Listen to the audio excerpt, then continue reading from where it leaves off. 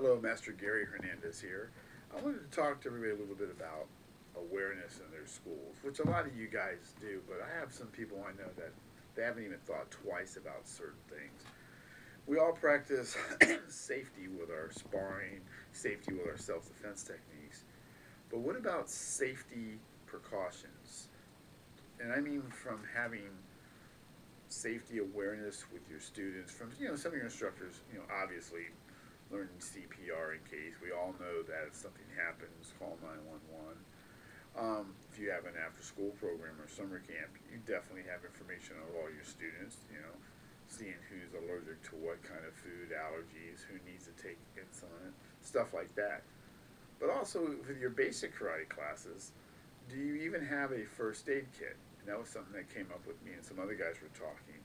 And you know, most schools do have a first aid kit. If it's something dramatic, obviously we need to call 911. But certain, cuts and small things that happen, is your first aid kit up to date? Have you went through it?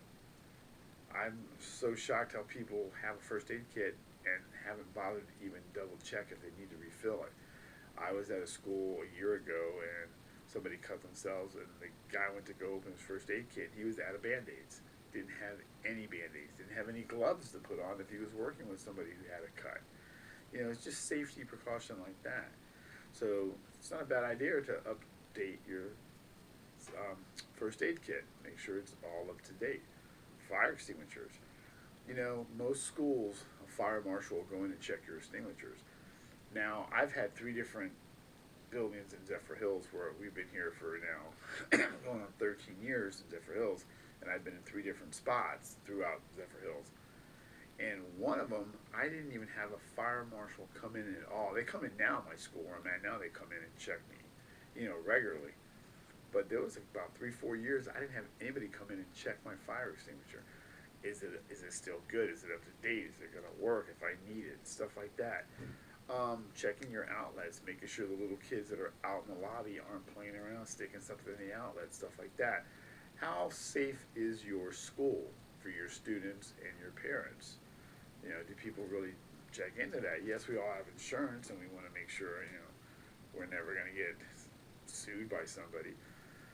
Even checking your training weapons.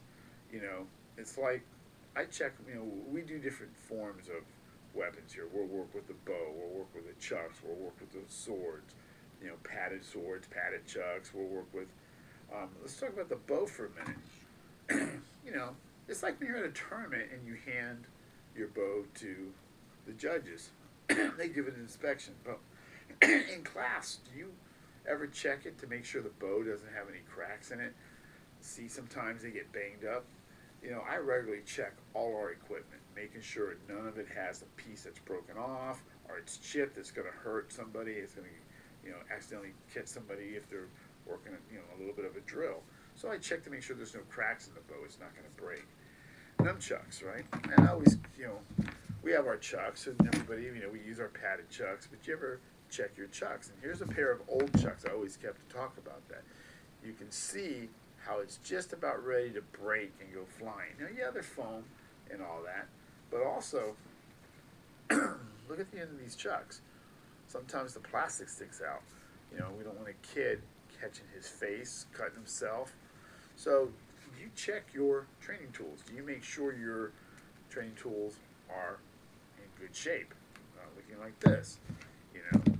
The screamer sticks, your foam ones, you use them, you have fun with them. Sometimes they get worn out and they move. Sometimes that piece of plastic sticking right up. Is it going to hit a kid? If they're working with each other. Do you have proper eye protection glasses when you're doing certain things, certain face shields? I mean, we're all experienced martial arts school owners and instructors. Sometimes people seem to forget to think about the small things. Is your equipment up to par? Is it safe for your students? Do you have proper first aid kit if something happens? Things like that. You want to, just every now and then, it doesn't hurt to evaluate your school. How safe is your school for training people? Just something to think about. Thank you.